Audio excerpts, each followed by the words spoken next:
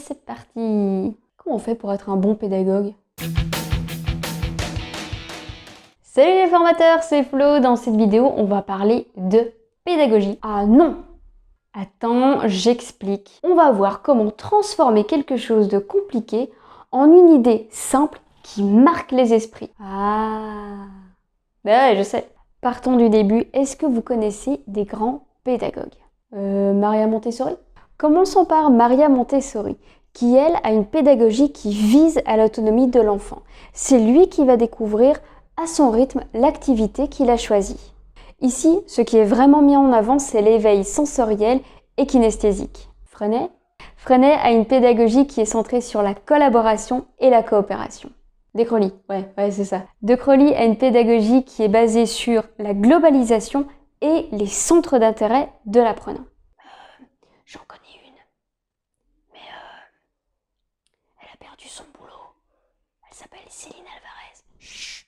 Certes, Céline Alvarez a fait beaucoup de bruit, mais néanmoins, même si la France n'a pas voulu d'elle, la Belgique a bien compris ce qu'elle avait fait et elle a donc formé des professeurs en Belgique.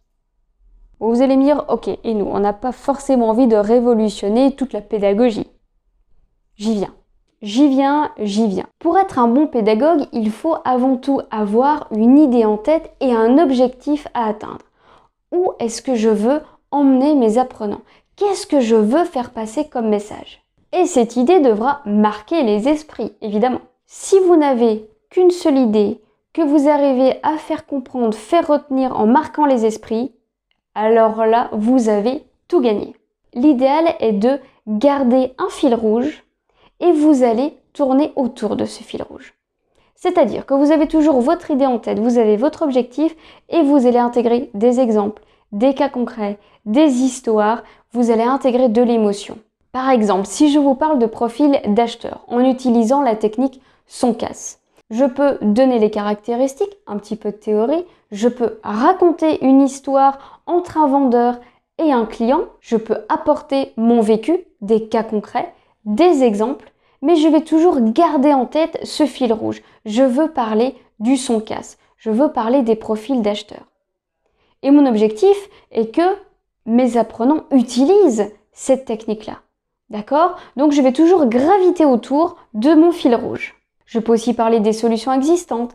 Tel vendeur utilise ça. Si on sort de la vente classique en face à face, je peux parler au téléphone, je peux parler des publicités. Bref, je vais aller voir un petit peu tout ce qui se passe autour. Je vais avoir une approche globale qui va permettre à mes apprenants de comprendre le contexte, où on en est.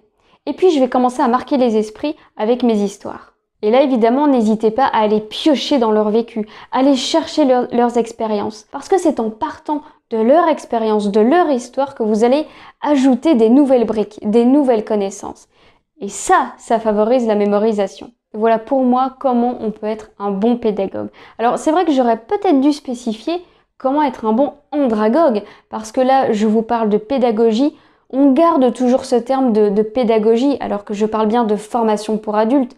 Même si vous le savez, je le reprécise quand même, on forme des adultes, donc partez de leur vécu, partez de cas concrets, de quoi ont-ils réellement besoin sur le terrain. S'ils viennent en formation, c'est qu'ils l'ont demandé la plupart du temps ou pas. En tout cas, cette formation doit leur être utile. Donc partez bien de ce qu'ils vivent dans leur quotidien pour qu'ils puissent appliquer ce que vous allez leur apprendre. Et bien entendu, vu que ce sont des adultes, qu'ils ont une histoire, ils ont du vécu, on va l'utiliser. Et pour terminer, il y a quelque chose que je n'ai pas évoqué, c'est le jeu en formation. Vous avez vu les différentes pédagogies qui existaient, vous avez vu qu'on pouvait partir d'une idée, d'un objectif, et à partir du moment où on a son fil rouge, on peut débloquer tout un tas d'activités pour pouvoir acquérir cette nouvelle compétence. Néanmoins, je n'ai pas parlé du jeu. Et pourtant, en formation, on aime jouer, que ce soit des enfants, des ados, des adultes. En jouant, on va beaucoup mieux apprendre. Et je vous donne rendez-vous tout à l'heure, à midi, pile précise. À midi, je vais vous expliquer en quoi le jeu peut être un levier d'apprentissage. Il s'agit d'un live que j'animerai avec Xavier, avec now.be. Et je vous donne le lien juste en dessous pour pouvoir vous inscrire et me suivre. À midi précise, on va parler de jeu. À tout à l'heure!